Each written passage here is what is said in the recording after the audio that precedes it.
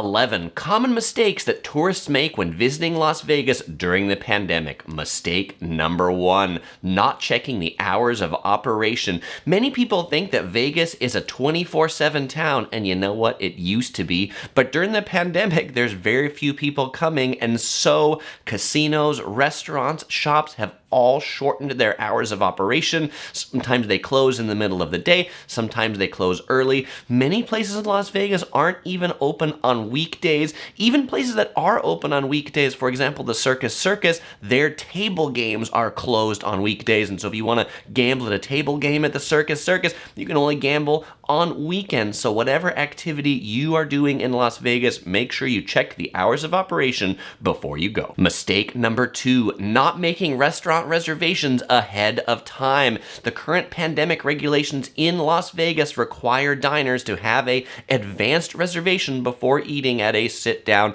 dine-in restaurant. Now, with the proliferation of online tools, you might say, no problem, I'll just make it right before I go to the restaurant. Well, there's also capacity restrictions that limit the amount of diners that can be seated at restaurants, so reservations at popular restaurants in Vegas are actually gone quite a bit ahead of time. So make sure you make that reservation for dining before you go, well before you go, so that you can eat at those places you want to and not be out of luck for your favorite dining destinations. Mistake number 3, waiting until too late to have dinner. In Vegas, restaurants are closing a lot earlier than they used to. Many people who go to Vegas often don't eat dinner till late because they don't get up late. But if you're looking for dinner at 9 or 10 o'clock at night, you might find all of the good restaurants that you usually like to eat at are closed, and you might find that McDonald's is about the only thing open. So make sure to plan your dinner reservations earlier. I would recommend 6, 7, 8 p.m. at the latest to make sure you actually get something tasty in your belly. Mistake number 4, going with a big group and particularly expecting to eat with the big group all at once. I've heard this one a lot from fellow explorers going to Las Vegas that typically go as family outings. They said they got to restaurants and the restaurant said, oh, I'm sorry, we can't seat all of you. The current limit due to pandemic regulations in Las Vegas is 4 people per table. So if you are going with a big group, don't expect to seat all together. You'll have to break up into smaller things to actually sit down and have a meal. Mistake number 5, staying at the Circus hotel. Now you might be thinking, Chris, isn't it always a mistake to stay at the Circus?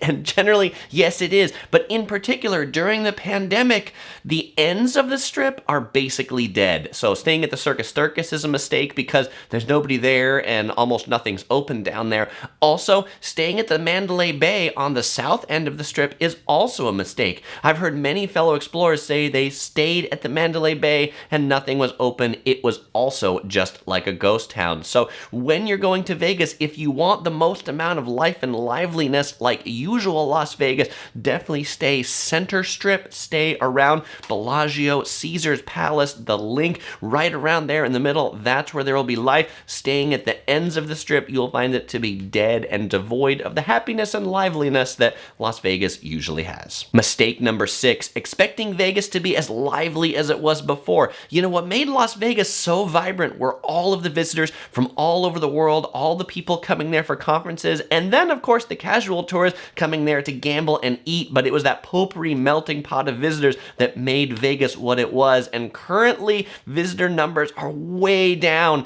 In December, hotels were reporting like 5 or 10% occupancy rates in these huge hotels. So if you are going to Vegas during the pandemic, know that it's going to be a different Vegas. It's not going to be a lively Vegas. It's not going to be an exciting Vegas.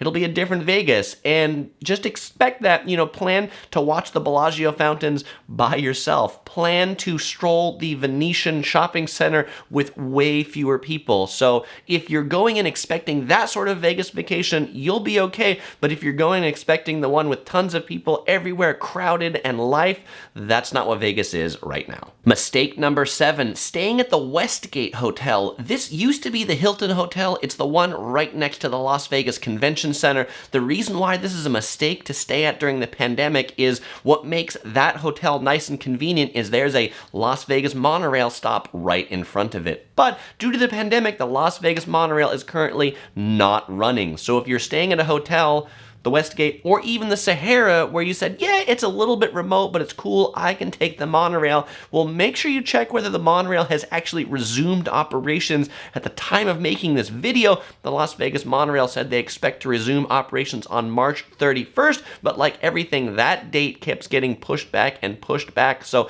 don't stay at a hotel expecting to take the monorail unless the monorail is actually running again. Mistake number 8, forgetting to factor in resort and parking fees. The room rates right now may seem really cheap. Actually, many hotels are offering complimentary room rates to people that have even gambled a little bit in the past in their casino loyalty programs, but definitely don't forget to factor in the $30, $40, $50 a day resort fees that go along with those complimentary free rooms. And also don't forget to factor in parking.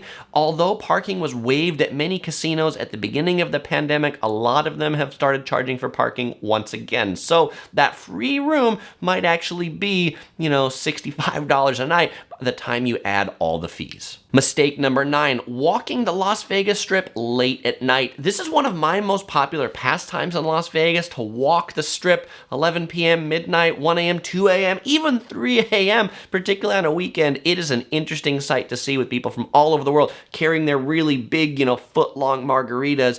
But today, because there aren't as many people, the Las Vegas Strip at night actually gets kind of creepy, actually gets kind of weird. It's so creepy and weird that many of the casinos and resorts on the Strip, like the Cosmopolitan and the Wynn, now have security guards and metal detectors to enter their casinos on weekends because of the variety of unsavory characters that are now hanging around on the Las Vegas Strip. So what once used to be a really safe place to walk at night isn't quite so safe anymore. So make sure you walk the Las Vegas Strip in a little bit of earlier hours than maybe on your last trip to Vegas. Mistake number 10, going to Las Vegas on a weekday. My favorite time to go to Las Vegas before used to be weekdays, but there's almost nobody going on weekdays anymore because there's no more convention or business travel to Vegas. It's all leisure travelers, and because it's all leisure travelers, lots of stuff on weekdays is closed. So if you want the closest, liveliest experience